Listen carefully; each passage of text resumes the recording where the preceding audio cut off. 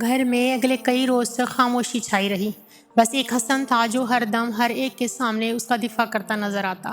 اگر محمل کی جگہ آرزو ہوتی تو بھی آپ یہی کہتی چچی؟ وہ نائمہ کی کسی بات پہ بھڑک کر بولا تو وہ جو سر منہ لپیٹے اندر پڑی تھی جھٹکے سے اٹھی اور تیزی سے باہر آئی۔ آپ کو کوئی ضرورت نہیں ہے ہر ایک کے سامنے میری صفائی دینے کی، وہ لاؤنج میں آ کر ایک دم چلا کر بولی تو سب چونک کر اسے دیکھنے لگے۔ مگر محمل، اگر ان لوگوں نے مجھے یوں ہی پورے خاندان میں بے عزت کرنا ہے تو ٹھیک ہے، اگر عزت ایک دفعہ چلی گئی تو میں کس عزت کو بچانے کے لیے کورٹ میں چپ رہوں گی؟ میں بھی بڑی عدالت میں سارے شہر کو بتاؤں گی۔ سن لیں آپ سب۔ اپنے پیچھے دھاڑ سے دروازہ بند کر کے اس نے پھر سے خود کو کمرے میں قید کر لیا۔ اندر مسرت بستر کی چادر درست کر رہی تھی۔ اسے آتے دیکھ کر لمحے بھر کو سر اٹھایا، پھر واپس کام میں مصروف ہو گئی۔ آپ بھی مجھ سے ناراض ہیں اماں؟ مسرت خاموشی سے تکیے پہ غلاف چڑھاتی رہی۔ اماں؟ اس کی آنکھوں کے گوشے بھیگنے لگے۔ وہ تکیے درست کر کے دروازے کی طرف بڑھی۔ میں نے کیا کیا ہے اماں؟ وہ رو پڑی تھی۔ دروازے کی طرف بڑھتی مسرت نے گردن موڑی۔ تم نے اچھا نہیں کیا محمل، بہت دنوں بعد وہ اس سے بولی تھی۔ اماں! وہ تڑپ کر ان کے قریب آئی۔ فواد بھائی نے مجھے فنکشن کا کہہ کر، مجھے پتہ ہے۔ پتہ ہے؟ مگر یقین نہیں ہے۔ ہے! پھر بات کیوں نہیں کرتی مجھ سے؟ میں برسوں ان کی خدمت کرتی رہی کہ شاید کبھی یہ ہمیں کچھ عزت دیں، مگر میری بیٹی انہی کے بیٹے کو پکڑوا کر اس کے خلاف کورٹ کچہری میں گواہی دیتی پھرے۔ پہلے زندگی کم مشکل تھی محمل، جو تم نے مزید مشکل بنا دی ہے۔ وہ تھکی تھکی سی پلٹ گئی۔ وہ نم آنکھوں سے انہیں جاتے ہوئے دیکھتی رہی۔ ایک غلط قدم اسے یہاں لا پہنچائے گا اس نے کبھی سوچا بھی نہ تھا۔ پھر کتنے ہی دن وہ ماتم کرتی رہی۔ اس کے پاس رونے کو بہت کچھ تھا۔ پھر کئی دنوں بعد اسے اس عبایا اسکارف اور مردانہ شلوار قمیص کا خیال آیا تو دونوں کو الگ الگ شاپرس میں ڈال کر فرشتے کو واپس کرنے نکلی۔ کوئی ضرورت نہیں ہے ہمایوں داؤد کے منہ لگنے کی، فرشتے کو دے دوں گی، وہی آگے پہنچا دے گی، اس نے سوچا تھا۔ بس اسٹاپ کا بینچ اب ویران ہوتا تھا۔ وہ سیاہ فام لڑکی مڑ کر کبھی واپس نہ آئی تھی۔ جانے کون تھی، کہاں چلی گئی، وہ اکثر سوچتی رہ جاتی۔ بس سے اتر کر اس نے سڑک پہ کھڑے گردن اونچی کر کے دیکھا۔ وہ دونوں عمارتیں ساتھ ساتھ تھیں۔ ہمایوں داؤد کا بنگلہ سبز بیلوں سے ڈھکا تھا اور ساتھ موجود اونچے ستونوں والی سفید عمارت کوئی انسٹیٹیوٹ تھا شاید۔ کوئی ضرورت نہیں ہے اس فضول انسان کا دروازہ کھٹکھٹانے کی، میں مسجد میں ہی چلی جاتی ہوں۔ وہ مسجد کے سیاہ گیٹ کے سامنے آئی۔ گیٹ کا سیاہ لوہا چمک رہا تھا۔ اس سے اس چمکتے لوہے میں اپنا عکس دکھائی دیا۔ بلو جینس کے اوپر گھٹنوں تک آتا کرتا، گردن سے لپٹا دوپٹہ، اونچی بھوری پونی ٹیل باندھے، ماتھے پہ بل ڈالے وہ اپنے مخصوص حلیے میں تھی۔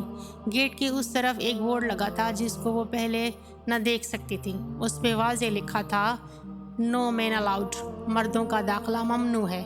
ساتھ باوردی گارڈ بیٹھا تھا۔ اس نے گہری سانس لے کر اندر قدم رکھا۔ بڑا سا سرسبز لان، سامنے سفید سنگ مرمر کا چمکتا برآمدہ، برآمدے کے کونے میں ریسیپشن ڈیسک کے پیچھے کھڑی لڑکی جو سیاہ عبایا کے اوپر سرمئی اسکارف میں ملبوس، فون کان سے لگائے محو گفتگو تھی۔ سامنے سے سفید شلوار قمیص میں ملبوس ایک لڑکی چلی آ رہی تھی۔ اس نے انابی اسکارف لے رکھا تھا جیسے یونیفارم ہو۔ محمل کے قریب سے گزرتے اس نے مسکرا کر السلام علیکم کہا۔ جی؟ وہ چونکی۔ وہ لڑکی مسکرا کر اس کے پاس سے گزر کر چلی گئی۔ ہیں؟ اس نے مجھے سلام کیوں کیا؟ کیا یہ مجھے جانتی ہے؟ وہ الجھ ہی رہی تھی کہ ریسیپشنسٹ کی آواز آئی، السلام علیکم، کین آئی ہیلپ یو؟ جی، مجھے فرشتے سے ملنا ہے۔ وہ ڈیسک کے قریب آئی۔ فرشتے باجی کلاس میں ہوں گی، اندر کاریڈور میں رائٹ پہ فرسٹ ڈور۔ اچھا۔ وہ ادھر ادھر دیکھتی سنگ مرمر کے چمکتے فرش پہ چلتی جا رہی تھی۔ کاریڈور میں پہلے کھلے دروازے پہ وہ رکی۔ اندر سے فرشتے کی مضبوط مگر خوبصورت آواز آ رہی تھی۔ مرتین سے مراد بنی اسرائیل میں ہونے والا 2 مرتبہ کا فساد ہے۔ فرقے مراد سے پہلی دفعہ سے مراد ذکر یا کا قتل، جبکہ دوسری دفعہ سے عیسیٰ کے قتل کی سازش مراد ہے۔ اس نے کھلے دروازے سے اندر گردن کی، سامنے بنے پلیٹ فارم پہ کرسی پہ وہ بیٹھی، اپنے آگے میز پہ کتاب کھولے مصروف سی پڑھا رہی تھی۔ اس کے سامنے قطار در قطار لڑکیاں کرسیوں پہ بیٹھی تھیں، انابی اسکارف میں لپٹے، بہت سے جھکے سر اور تیزی سے لکھتے قلم۔ وہ واپس پلٹ گئی۔ برآمدے میں ریسیپشن ڈیسک کے سامنے دیوار سے لگے کاؤنٹ پہ بیٹھ کر وقت کاٹنا اسے بہتر لگا۔ سو کتنی ہی دیر وہ ٹانگ پہ ٹانگ رکھے بیٹھی، پاؤں جھلاتی، چیگم چباتے ہوئے تنقیدی نگاہوں سے ارد گرد گزرتی لڑکیوں کا جائزہ لیتی رہی۔ وہاں ایک منظم سی چہل پہل ہم وقت ہو رہی تھی، وہ جیسے کوئی اور ہی دنیا تھی۔ یونیفارم میں ملبوس ادھر ادھر تیزی سے آتی جاتی لڑکیاں، وہاں ہر طرف لڑکیاں ہی لڑکیاں تھیں۔ اسٹوڈنٹس کی سفید شلوار قمیض اور اوپر کسی رنگ کا اسکارف تھا، جبکہ تمام ٹیچرز اور آفیشلز کے سیاہ عبائے اور سرمئی اسکارف تھے۔ ان کے عبایا اور اسکارف لینے کا انداز بے حد نفیس تھا۔ بہت پر اعتماد، ایکٹیو اور مصروف سی لڑکیاں، جیسے وہ الگ سی دنیا وہ لڑکیاں ہی چلا رہی تھیں۔ کچھ تھا اس مسجد میں جو محمل کو کہیں اور نظر نہیں آیا تھا۔ السلام علیکم، اگر آپ بور ہو رہی ہیں تو اس کا مطالعہ کر لیں۔ شیور، اس نے شانے اچکا کر ریسیپشنسٹ کے ساتھ سے وہ دبیز کتاب لے لی۔ چند صفحے پلٹتے ہی اسے بے اختیار وہ شام یاد آئی جب آغا جان نے ٹیرس پہ اس سے وہ سیاہ جلد والا مصحف چھینا تھا۔ وہ قرآن کی سادہ ٹرانسلیشن تھی۔ وہ یوں ہی درمیان سے کھول کر پڑھنے لگی۔ اور اس نے ہی غنی کیا اور مالدار بنایا ہے، اور وہی ہے جو شعری ستارے کا رب ہے، اور بلا شبہ اس نے ہی پہلی قوم عاد کو ہلاک کیا اور قوم سمود کو بھی، پھر کچھ باقی نہ چھوڑا، اور ان سے پہلے قوم لوط کو بھی۔ بلا شبہ یہ سب انتہائی ظالم و سرکش لوگ تھے، اور اسی نے پلٹا الٹی ہوئی بستیوں کو، پھر ان پر پرچھایا جو چھانا تھا۔ تو پھر تم اپنے رب کی کون کون سی نعمتوں پر جھگڑو گے؟ یہ تو تنبیہات تھی، پہلی تنبیہات میں سے آنے والی قریب آ گئی۔ اللہ کے علاوہ اسے کوئی ظاہر کرنے والا نہیں۔ تو کیا تم اس قرآن سے تعجب کرتے ہو اور ہنستے ہو، روتے نہیں؟ در تم خیل تماشا کر رہے ہو۔ محمل، ارے! وہ جو بالکل کھو کر پڑھتی چلی جا رہی تھی بری طرح چونکی۔ فرشتے سامنے کھڑی تھی۔ اس نے قرآن بند کیا اور میز پہ رکھ کر کھڑی ہوئی۔ السلام علیکم، کیسی ہو؟ فرشتے اس کے گلے لگ کر الگ ہوئی اور اسے شانوں سے تھام کر مسکرا کر دیکھا۔ وہ محمل سے 2 انچ لمبی تھی، شفاف سفید چہرہ، سر میں اسکارف میں مقید، اور وہ کانٹ سی بھوری آنکھیں جو کسی سے بہت ملتی تھیں۔ ٹھیک، آپ کیسی ہیں؟ الحمدللہ، اتنی دنوں بعد تمہیں دیکھ رہی ہوں، گھر میں سب ٹھیک ہے؟ جی، اس نے نگاہیں جھکائیں اور بہت سی نمی اپنے اندر اتاری۔ چلو کوئی بات نہیں، سب ٹھیک ہو جائے گا۔ آپ کی چیزیں تھیں میرے پاس، اس نے شاپر اوپر کیا۔ میں سمجھی تم میرے لیے کوئی گفٹ لائی ہو۔ وہ ہنسی اور شاپر لے لیا۔ کوئی تکلف نہیں، بہت خالص سا انداز، سچا اور خالص۔ لیکن اگر تم یہ رکھنا چاہو تو؟ نہیں، میں یہ عبایا وغیرہ نہیں لیتی۔ نو پرابلم، بہت شکریہ۔ وہ خوش دلی سے مسکرائی تو محمل کو اچھا لگا۔ بہت مذہبی لوگ عموماً اتنے سنجیدہ اور سخت نظر آتے ہیں کہ جیسے ایک ہی نیک مومن ہو اور باقی سب گناہ گار کافر۔ اسے ایسے لوگوں سے شدید چڑ ہوتی تھی جن کے سامنے ایسے لگے یہ کہ مجھے بہت گناہ گار سمجھ رہا ہے، مگر فرشتے اور اس کی مسجد کی لڑکیاں اس روایتی امیج سے بہت مختلف تھیں۔ یہ ان کا ہے، اس نے دوسرا شاپر سامنے کیا۔ ہمایوں کا؟ جی، اچھا، ہمایوں کو بھی شہر میں ہوتا ہے؟ کبھی نہیں، میرا اس سے سچ کوئی کانٹیکٹ نہیں رہتا، میں بھول بھی جاتی ہوں بہت۔ اگر تم یہ اس کے چوکیدار کو دے دو تو وہ پہنچا دے گا۔ فرشتے، انہوں نے آپ کو اپنی اور فواد بھائی کی ڈیل کے بارے میں بتایا تھا؟ ڈیل؟ نہیں، وہ دراصل آغا فواد سے بہت تنگ تھا اور اسے اس کی گینگ کی کسی لڑکی کے ذریعے پکڑنا چاہتا تھا۔ وہ گینگ کی لڑکی کی توقع کر رہے تھے۔ تو آپ کو کیسے علم ہوا کہ میں ان کی کزن ہوں؟ تم نے خود بتایا تھا جب ہم پیریئر ہال میں تہجد پڑھ رہے تھے۔ اوہ، کئی دن کی الجھن سلجھ گئی۔ میں تو گینگ کی لڑکی نہیں تھی، پھر انہوں نے فواد بھائی کو کیسے اریسٹ کر لیا؟ یہ تو تم ہمایوں سے پوچھنا، میری تو عرصے سے اس سے بات نہیں ہوئی۔ ٹھیک 2 بجنے کو ہیں فرشتے، میں پھر آؤں گی۔ اور وہ سوچ رہی تھی کہ اس کا ہمایوں سے زیادہ رابطہ نہیں رہتا، مگر اسے فواد کے کسی کیس کی ہر بات معلوم تھی۔ عجیب بات تھی۔ اور میں دعا کروں گی کہ تم کبھی ہمارے ساتھ آ کر قرآن پڑھو۔ معلوم نہیں، شاید میں کچھ عرصے تک انگلینڈ چلی جاؤں۔ اوہ، فرشتے کے چہرے پہ سایہ سا لہرایا۔ آپ کی مسجد میں قرآن پڑھاتے ہیں؟ ہاں، یہ دراصل ایک اسلامک اسکول ہے۔ میں چلتی ہوں۔ وہ اسے لان تک چھوڑنے آئی۔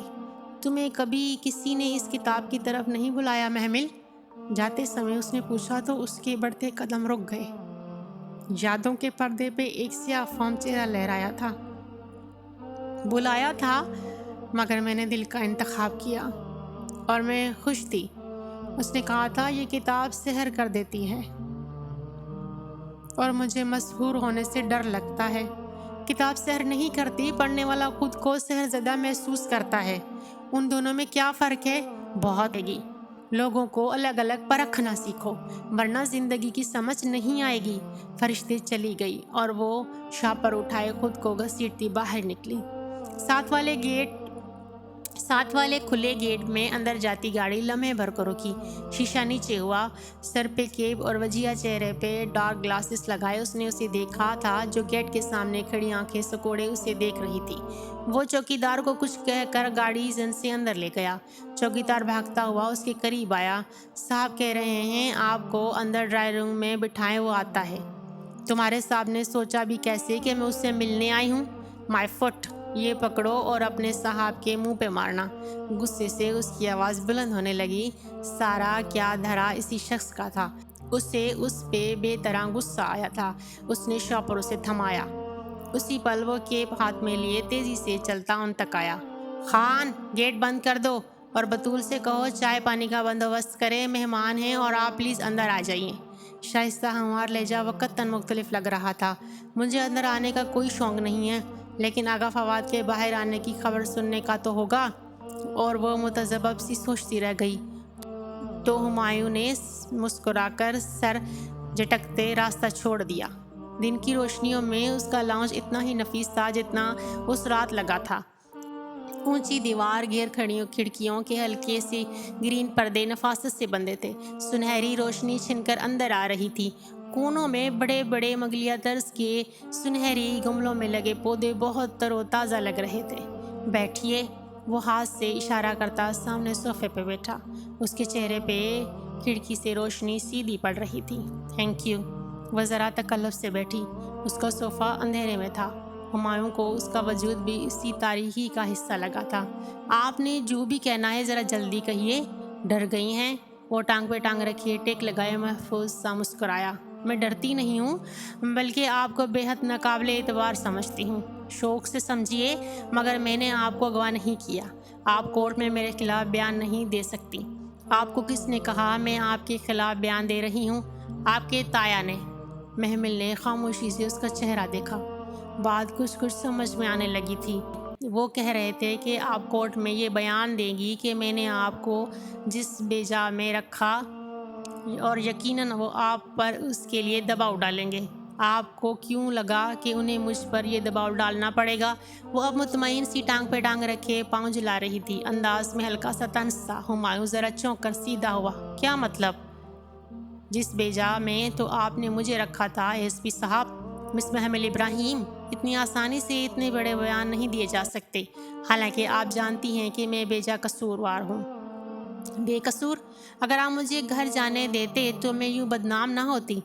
پہلے آپ بے ہوش ہوئیں، حالانکہ اس وقت آپ ایک ASP کی تحویل میں تھیں، ہمایوں داؤد کی نہیں۔ اگر آپ مسجد کی چھت نہ پھلانگتی تو میں آپ کا بیان لے کر رات میں ہی آپ کو اکیلے گھر چھوڑاتا۔ نہیں، اگر آپ مسجد کی چھت مجھے کمرے میں بند کرتے وقت تو آپ نے کسی بیان کا ذکر نہیں کیا تھا۔ مجھے قانون مت سکھائیے، وہ میرا تفتیش کا طریقہ تھا، اور آپ کے اس طریقے میں بھلے کوئی بدنام ہو جائے تو ہو جائے، مجھے پرواہ نہیں۔ آپ اس کا دل چاہا وہ گملے سے اس کا سر پھوڑ دے۔ میم، اس وقت آپ کو آپ کے گھر نہیں چھوڑا جا سکتا تھا، ہم فواد کو ڈھیل دے رہے تھے۔ میں جانتا تھا آپ مسجد گئی ہیں اور فجر سے پہلے مسجد کے دروازے نہیں کھلتے، سو میں اذان سنتے ہی آپ کو لینے آیا تھا۔ مجھے آپ کی کہانی نہیں سننی۔ وہ پیر پٹکتی اٹھی۔